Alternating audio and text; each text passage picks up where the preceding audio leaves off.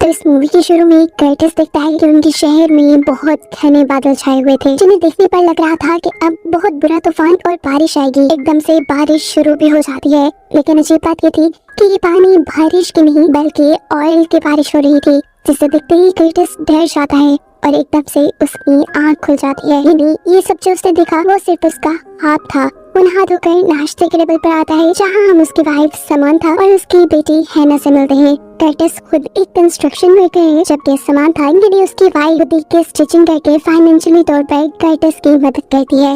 ये लोग हर वीक में 3 दिन हैना के स्कूल जाते हैं, क्योंकि हैना बोल नहीं सकती और उसके साथ बातें करने के लिए इन्हें साइन लैंग्वेज सीखनी थी। ये लोग उसका इलाज भी करवा रहे थे, इसलिए इन्हें पैसों की तंगी भी थी। साथ ही साथ समांथा एक वेकेशन प्लान भी कर रही थी, जिसके लिए उसने खुद काम कर करके बहुत पैसे जोड़ लिए थे। दिखाया जाता है कि कर्टिस ने अपने घर बहुत सारा बेकार सामान रखा हुआ था, क्योंकि उसे लगता है कि उनके शहर में एक बहुत बड़ी तबाही आने वाली है, इसलिए वो शेल्टर बनाना चाहता है। अपनी इसी उटपटांग के सामान को वो अभी ठिकाने ही लगा रहा था कि अचानक आसमान में दोबारा काले बादल छा जाते हैं। वहाँ सुनामी आ जाता है। आसमान में कड़कती हुई बिजली एकदम से जमीन से टकराती है, जिसकी वजह से कर्टिस का डॉग डर कर भौंकने लग जाता है और फिर अपनी रस्सी तुड़वा कर वो कर्टिस को काट भी लेता है। उसे काटते ही कर्टिस जाग गया और इससे हमें मालूम हुआ कि ये भी कर्टिस का ख्वाब ही था। लेकिन हैरान कर देने वाली बात ये थी कि उसके ख्वाब में जहाँ डॉग ने उसे काटा था, वहीं बाजू में उसे अब भी दर्द हो रहा था। इसी के बारे में सोचते हुए वो अपनी मीटिंग में भी ध्यान नहीं दे रहा था, जिसकी वजह से बॉस उसके ऊपर गुस्सा भी हो जाते हैं। पहले ही शहर में आने वाली कई बारिशों की वजह से उनका काम काफी डिले हो चुका था और अब बॉस चाहते थे कि कर्टिस के साथ साथ सभी वर्कर्स ज्यादा काम करें, ताकि उनका कॉन्ट्रैक्ट टाइम पर पूरा हो जाए। कैबिन की मीटिंग खत्म हो जाती है और ये सब अपने अपने काम पे लग जाते हैं। जब कर्टिस अपना काम कर रहा था, तभी वो देखता है कि आसमान में परिंदे आज अजीबोगरीब तरीके से उड़ रहे हैं। ये बात वो जाकर अपने दोस्त से पूछता है क्या उसे कोई आसमान में परिंदे दिखे।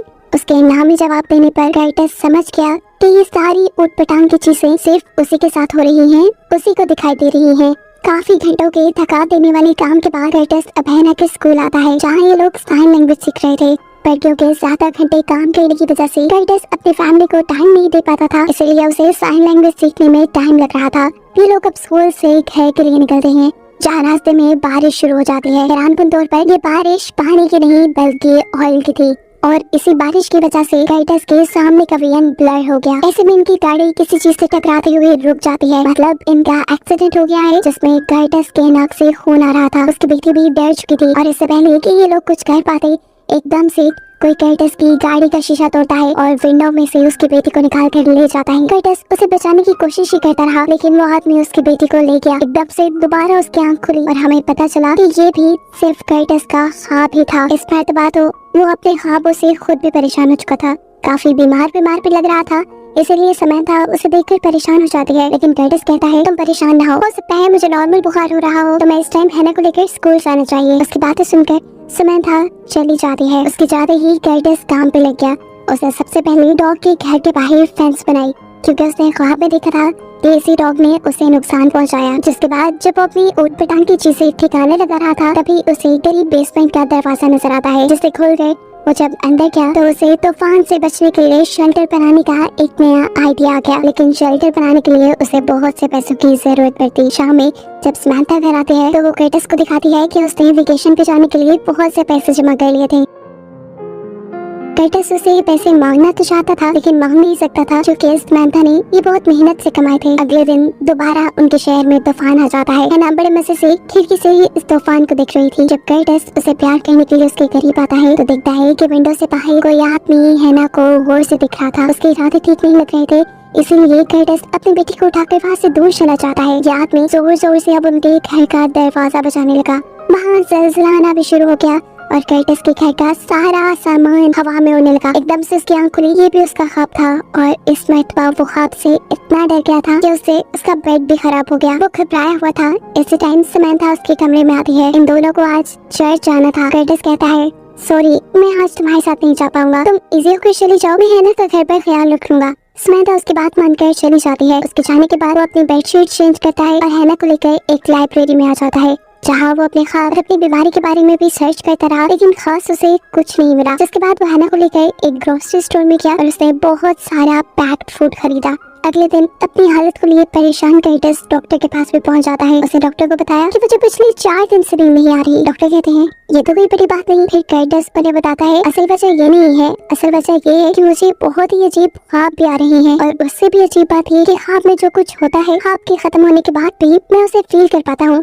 जैसे ख्वाब में मुझे डॉग ने बाइट किया था और उसका दर्द मैं अभी भी अपने जिस्म पे फील कर रहा हूँ। डॉक्टर जान गए कि उसको कोई मेंटल इशू हो गया है। वो उसे कहते हैं कि इस टाइम तो मैं तुम्हें कुछ मेडिसिन लेकर दे रहा हूँ जिससे तुम्हें नींद अच्छी आएगी, लेकिन तुम एक साइकियाट्रिस्ट से जाकर मिलो। दूसरी तरफ हम देखते हैं कि समांथा इस टाइम इंश्योरेंस कंपनी में थी, क्योंकि कर्टिस की जॉब से जो उन्हें हेल्थ इंश्योरेंस मिला हुआ था उसके जरिए वो हैना का ऑपरेशन करवाना चाहती थी।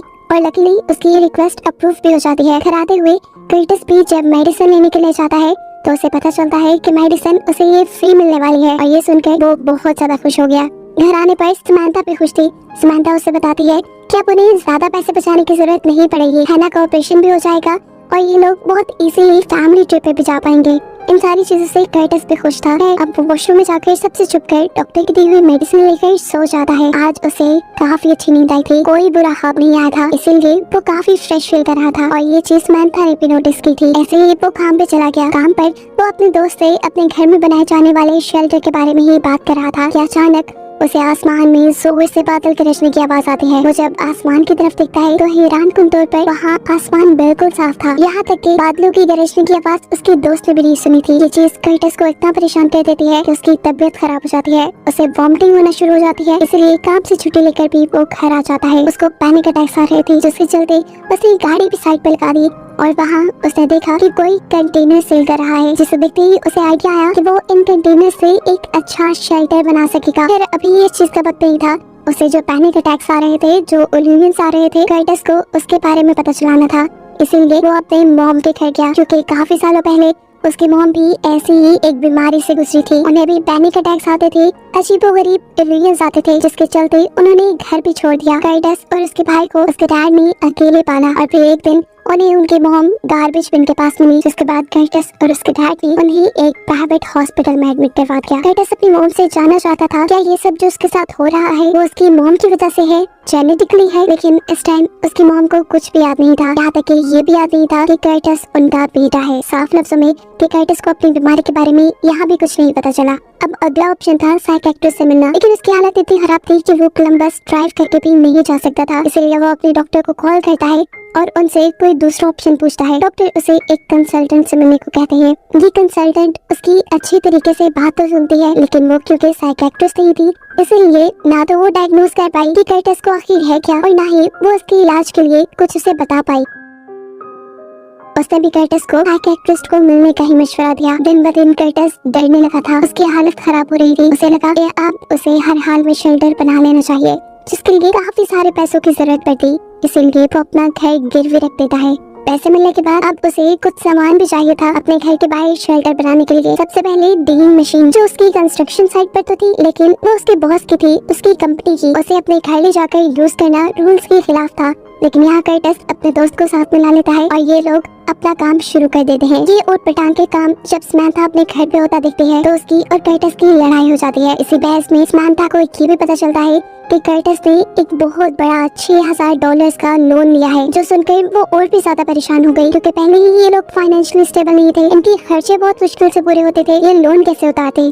टेंशन से समांथा की हालत बुरी हो जाती है और कर्टिस उसे अकेला छोड़ के बाहर चला जाता है, क्योंकि उसकी भी हालत अजीब हो रही थी। वॉशरूम में जाकर वो डॉक्टर की दी हुई मेडिसिन लेता है, रूटीन से कुछ ज्यादा डोज में, लेकिन आज ये मेडिसिन भी कोई काम नहीं करती। उसे दोबारा एक डरावना ख्वाब आता है, जिसे देखते हुए वो चीखें मारने लगा था। समांथा ये नोटिस करके उठ जाती है और जब वो कर्टिस को हिलाती है तो उसके नाक और कान से खून आ रहा था। ये देखकर वो डर गई।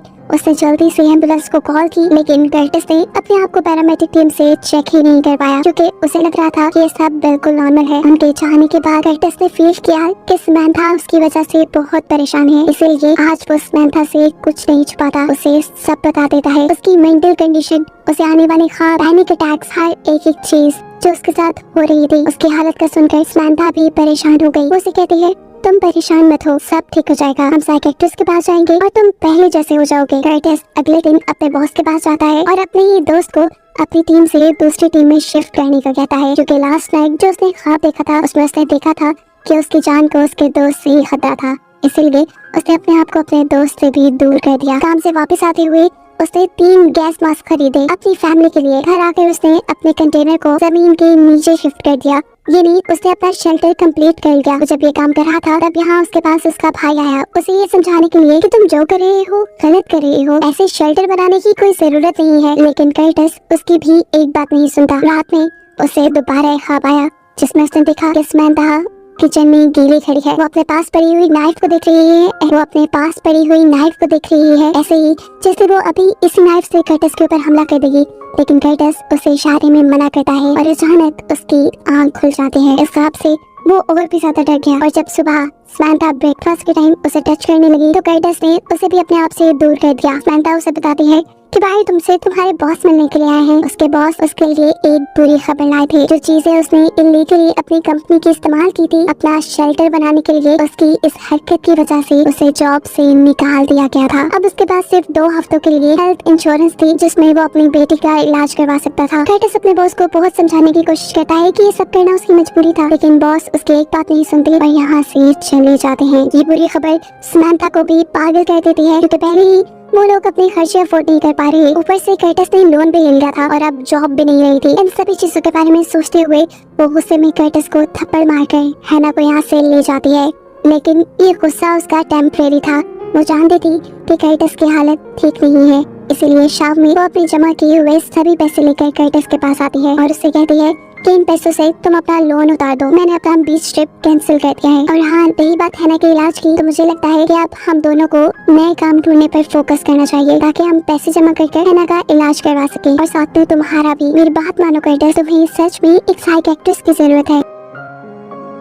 कर्टिस इस टाइम उसकी हाँ में हाँ मिला देता है, जिसके बाद वो और समंथा हैना के स्कूल डिनर के लिए निकल जाते हैं। इस स्कूल डिनर में कर्टिस का वो दोस्त भी आया हुआ था जिसने शेल्टर बनाने में उसकी मदद की थी। वो कर्टिस को देखकर गुस्से से पागल हो जाता है क्योंकि कर्टिस की वजह से उसकी भी जॉब चली गई थी। वो यहाँ सब लोगों के सामने कर्टिस से बदतमीजी करता है और सब लोगों को बता देता है कि कर्टिस ही है जिसने उसे इलीगल काम करने का बोला। वो कर्टिस की मेंटल कंडीशन के बारे में नहीं जानता था, इसलिए उसे ज्यादा गुस्सा इस बात का था कि जब वो कर्टिस का दोस्त था तो उसे लगा कि कर्टिस ने उसे धोखा दिया है। उसको अपनी टीम से निकालकर इन सारी बातों को सुनते हुए कर्टिस भी गुस्से में आ जाता है और खड़े होकर अपना टेबल ही गिरा देता है और जोर जोर से चीखकर सब लोगों को बताता है, तुम सब मुझे पागल समझ रहे हो, ऐसा नहीं है, मैं जो कर रहा हूँ ठीक कर रहा हूँ। यहाँ एक बहुत बुरा तूफान आने वाला है और इसके लिए तुम सब तैयार नहीं हो, सिर्फ मैं तैयारी कर रहा हूँ। ये कहते ही उसने अपना कंट्रोल भी खो दिया। बहुत मुश्किल से समंथा उसे अपने घर ले गई। अगले दिन ऐसा लगा कि जैसे उसकी कही हुई सारी बातें सच होने लगी क्योंकि आसमान में परिंदे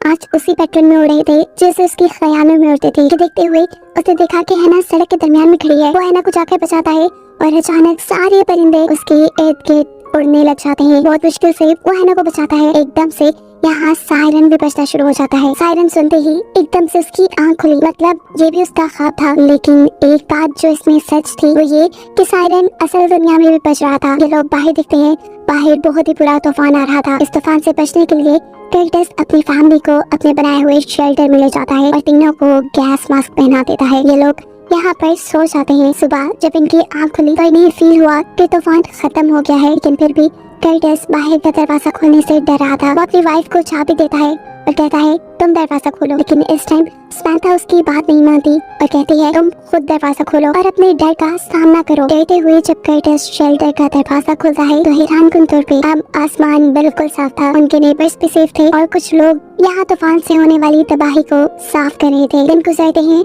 और समंथा कर्टिस को साइकियाट्रिस्ट के पास भी ले आती है। उसकी मेंटल कंडीशन को देखते हुए साइकियाट्रिस्ट उसे मशवरा देते हैं कि क्यों ना तुम कुछ दिन अपनी फैमिली से दूर यहाँ हमारे पास एडमिट रहो। ये सुनते ही वो डर गया।